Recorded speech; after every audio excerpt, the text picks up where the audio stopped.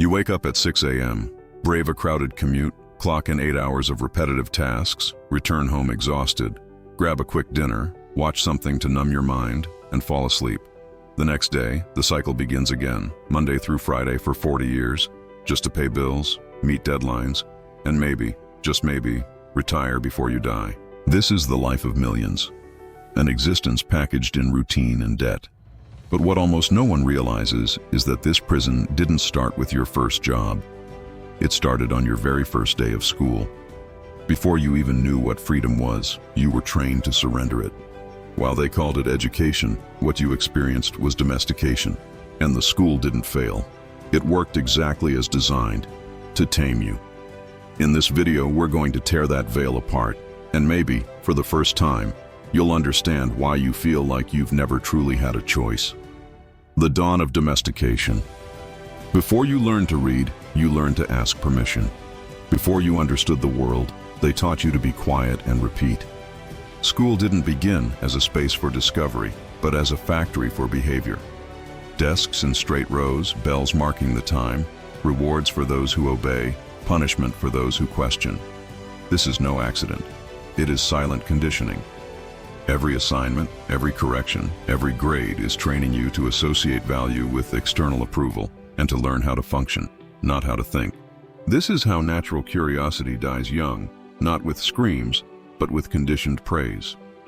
Nietzsche grasped this mechanism when he said that which does not kill me makes me stronger, but he also warned, certain institutions do the opposite. They don't kill you physically, but they corrode your capacity to question. For him, modern education did not form free individuals, but herd animals, docile beings molded to obey group norms, incapable of enduring the solitude of private thought. The system needs conformity, not courage. Schopenhauer, in turn, saw life as a blind impulse, the will that drags humanity into suffering. The school system channels this will early on, converting it into discipline, productivity, and competition. Instead of liberating, it imprisons. For Schopenhauer, the individual could only find dignity when they stepped away from collective illusions, the noise, and social masks. But school teaches the opposite. It accustoms you to believing that your worth depends on grades, medals, and comparisons. It teaches that authority is always right and that questioning is insolence. Thus, teachers and students become cogs in a machine. It's not malice, it's a self-replicating model. The teacher, himself domesticated, now repeats the same process. And slowly, what is destroyed is not just the freedom to act, but the freedom to think. The first prison has no walls, only desks. The first sentence is not a failing grade, but the death of curiosity. When you become a good student, something inside you has already learned. To be accepted, you must obey. The school system as social simulation, what they call formation, begins with the number 7. At roughly 7 years old, you stop playing freely and start being assessed.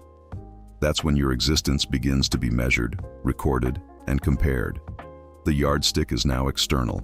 With every grade, your self-esteem is molded. With every correction, your confidence is eroded. You learn early that your value depends on how much you can please and how much you can fit in. School doesn't educate, it classifies. Michel Foucault analyzed this precisely. Modern society traded visible punishment for internal control. The penalty is now psychological. Instead of surveillance with chains, it is surveillance with report cards. The child, once driven by curiosity, begins to fear error. They begin to associate affection with performance. The grade becomes the first currency of life, a number that says whether you are worthy of love, pride, or shame. And without realizing it, you begin to self-assess using the system's criteria. Foucault calls this the microphysics of power. Control is no longer imposed from the outside. It is absorbed, internalized, and incorporated into the subject itself. School operates as a classic disciplinary institution.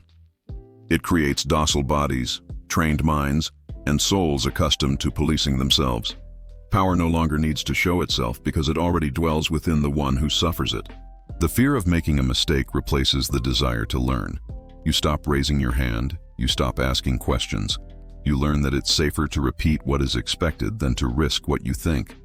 And the more you succeed within expectations, the more you are applauded. School teaches that obedience is worth more than understanding, that memorizing is better than doubting, that being good means pleasing authority. The model student is not the most creative nor the most intelligent, they are the most adaptable. The one who quickly learns the language of the game, the one who discovers how to please, and, because of this, loses sight of what they wanted to discover. With every test, every answer sheet, every conditioned compliment, the child learns a silent lesson. Your value is a reflection of the gaze of others. This logic doesn't end in school, but this is where it is born. This is where you learn to compete, to seek approval, to fear difference. This is where you stop learning for pleasure and start functioning out of anxiety. School doesn't prepare you for the world. It adapts you to it, even if that world is sick. The training ground for corporate life. When you finish school, you think you'll finally be free, but you quickly discover that only the scenery has changed, not the logic. The school desk turned into a workstation, the grade turned into a salary, the roll call turned into a time clock, the uniform turned into a dress code, the classroom turned into an office, and the fear remains. It just changes its name. The fear of failing a class is replaced by the fear of being laid off. The fear of bombing a test is replaced by the fear of missing a target. You didn't break free, you just switched cells. Erich Fromm described this phenomenon precisely. Modern man is not free. He has simply learned to function. He does not live. He operates. He does not think. He executes. School taught this very well, and the corporate environment merely perfects it. What was once the pursuit of a teacher's approval is now the race for a boss's recognition. What was once a report card is now feedback. The structure is the same. The anxiety is too. From an early age, you were trained to compare yourself, to compete, to measure yourself against others. School taught you that your worth depends on your performance. The market simply applies the same rule with dollar signs. You learn to function out of fear. Fear of not being enough. Fear of being surpassed. Fear of being forgotten. The praise of productivity disguises a brutal truth. The more you deliver, the more they expect of you. And the more exhausted you get, the more guilty you feel for not producing enough. The transition from childhood to adulthood never truly existed. It was a disguised continuation. Since you were 6, you learned to obey, compete, and produce. Nothing has changed. It just became quieter, more sophisticated, more professional. Pascal said that humanity flees from silence because silence reveals the emptiness within. The system knows this and offers you constant noise, infinite goals, manufactured urgency. Because if you pause for a second, you might realize you spent your whole life trained to obey and never learned how to exist. And the cruelest part is that by functioning so well, you start believing this is the only possible way to live. Is it? The system needs you to forget that. The great lie of individual effort. From an early age, you were told that you just need to try hard enough to achieve whatever you want. That anyone who fails simply didn't try hard enough. This is the invisible promise of school, the market, and the culture. The myth of meritocracy. But what they never told you is that this race starts with many having a head start and others having stones tied to their feet. While one child arrives well-fed, surrounded by books and stimuli, another doesn't even have a peaceful place to sleep. While one has educated and available parents, another has to take care of younger siblings. But both are assessed with the same yardstick. And when one's performance fails, the system doesn't look at the causes. It points a finger and says, "You didn't try hard enough." Inequality hides behind the discourse of merit. Injustice disguises itself as freedom. Simone Weil said that the soul needs rootedness, dignity, security, and belonging. But the system, on the contrary, rips out your roots and convinces you that your responsibility is to run even without ground beneath you. And if you stumble, it's not the world that failed, it's you who carries the guilt. The romanticization of those who made it against the odds serves as a key piece of this farce. The kid from the projects who became an entrepreneur, the girl who came from nothing and achieved fame. Rare cases used as proof that if you want it, you can get it. But the exception doesn't confirm the rule. It masks the structure. Because for everyone who succeeded, thousands were crushed, and all of them carry the shame of not having been strong enough. Jose Ortega y Gasset warned, "A society that promotes mediocrity as the norm and success as the exception creates domesticated masses. People who don't question the game merely blame themselves for losing. And the more you blame yourself, the less you question the rules. Guilt becomes your internal jailer." Genius in this scenario is almost a silent crime because it exposes the absurdity of the game and, therefore, must be erased or suffocated so that the mass continues to believe the problem is always the individual and never the board. The system doesn't need to punish you. It only needs to convince you that if your life didn't work out, it's your fault. And when that happens, you stop fighting and start adapting to your own prison. Cracks in the pavement of freedom. The system is vast, but it is not invincible. And although we cannot destroy it alone, we can open small cracks, fissures of lucidity, where it is still possible to breathe. This is not about utopia, but about internal space, because even amidst the training, there are still those who choose to think.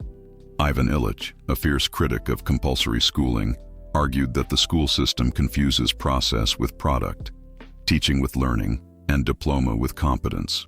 He saw education as something that should not be institutionalized but lived in freedom, as an act of natural curiosity. A child doesn't need a report card to learn. They need an environment where asking is not a crime, and this can start at home, through listening, through decelerated time, not suffocating error with immediate correction, but teaching that failing is also a way to grow. Gaston Bachelard in turn reminds us that the imaginary is a tool for rupture, that thought does not occur solely through logic but through creation, through the courage to dream differently. And this is a powerful crack, offering children and ourselves the right to poetic thought, to invention, to pause. Knowledge that serves not the market but the soul. We may not be able to change the official curriculum, but we can value silence, leisure, the slow time where the self listens to itself.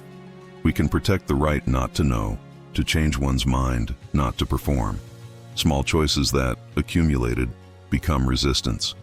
It is also possible to teach the next generations that success is not synonymous with money, that work does not define identity, and that productivity is not a virtue, it is conditioning. We can help them doubt before they blame themselves, create before they obey, and slow down before they get sick. These cracks will not change the system entirely, but they can prevent it from consuming us completely. They can remind a new generation that there is nothing more subversive than a mind that still knows how to imagine. To conclude, reflect. You grew up believing you just needed to try harder, that if things hadn't worked out yet, it was because you hadn't pushed enough. But deep down, something always hurt. A silent discomfort that wouldn't go away, even when everything seemed right. Maybe now you realize it wasn't you who was wrong. It was the world that trained you to accept the unacceptable. School domesticated you, work conditioned you, and time passed without you truly living. But there is still time. Time to reclaim what they made you forget. The right to exist without having to earn it. The value that isn't measured in productivity. The freedom not to fit into what was expected of you.